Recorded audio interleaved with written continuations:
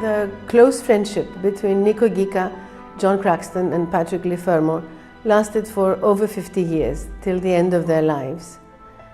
The two artists, Ghika and Craxton, and the writer, Leigh Fermor, were all passionately creative. They were cosmopolitan and they had an incredible zest for life. And of course they shared, in many ways, their love for the Greek world. First of all, there were the places where they lived, which also inspired their work. The island of Hydra, then Kardamili in the Peloponnese, Chania in Crete, and Corfu. After the war, Paddy found himself, in a way, at a loss. He'd had this very exciting war, he'd abducted General Kreiper and all the things that are well known about him.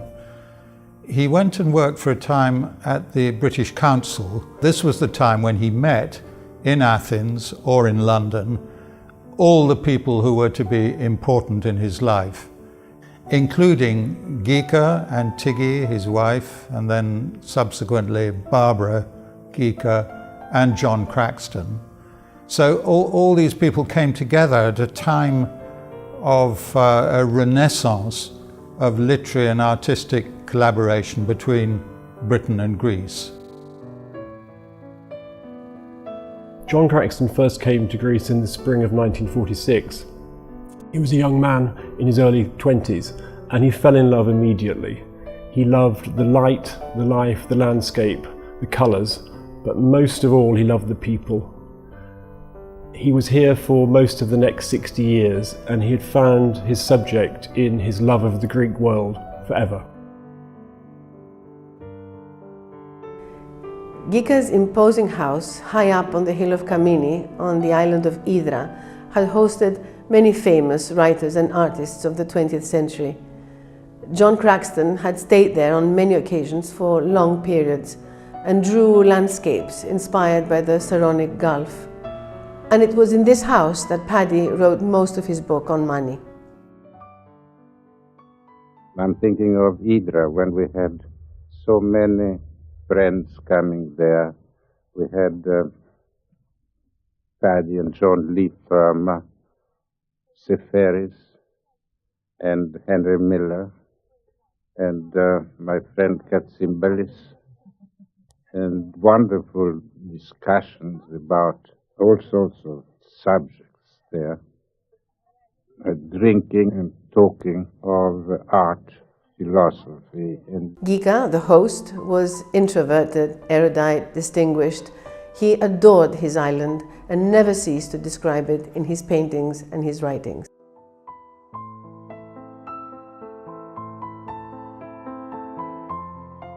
He said, use the house, paint in the room, in this room here. But I took all the unfinished things from Hydra with me to Crete and finished them in Crete. But it gives you, it's exactly the way Ghika worked. I mean, he used to work with memory and imagination.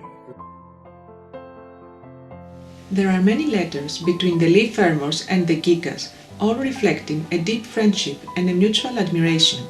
They were sent from Hydra, Kardamili, Athens or England, and they are evocative of their life stories.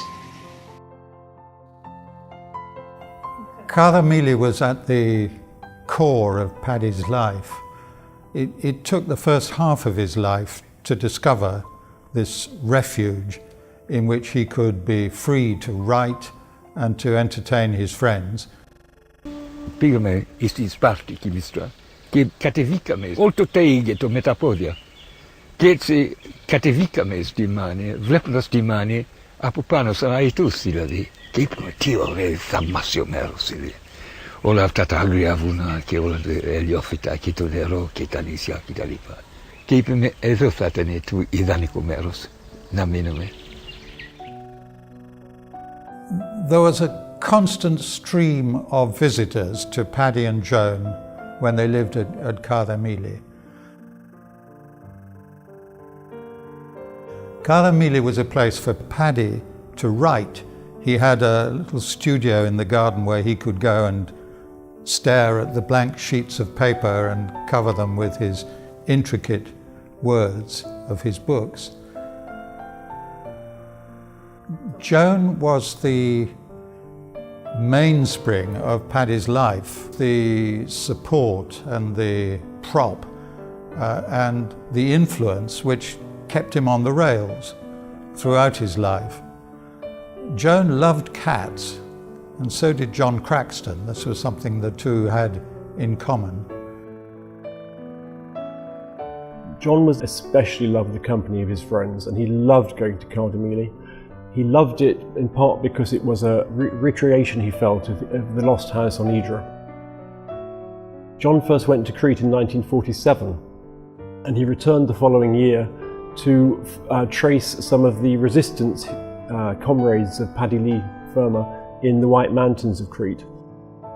The company he most liked to keep was ordinary people, and he came to speak the Greek of shepherds and fishermen, and the language of the taverna and the Cafe Neon and the mountain villages in Crete. And these are the people who populate his paintings. And what he loved about them was that they had this very earthy way of living close to nature. And he loved goats. We see this connection back to the ancient world. We see the world of Pan, we see the world of wildness, and what he loved about goats was this tension in them, in that they can survive in these hostile conditions. John's letters are sentimental, and the many cards he used to send to his friends from his travels are full of humorous descriptions of his adventures.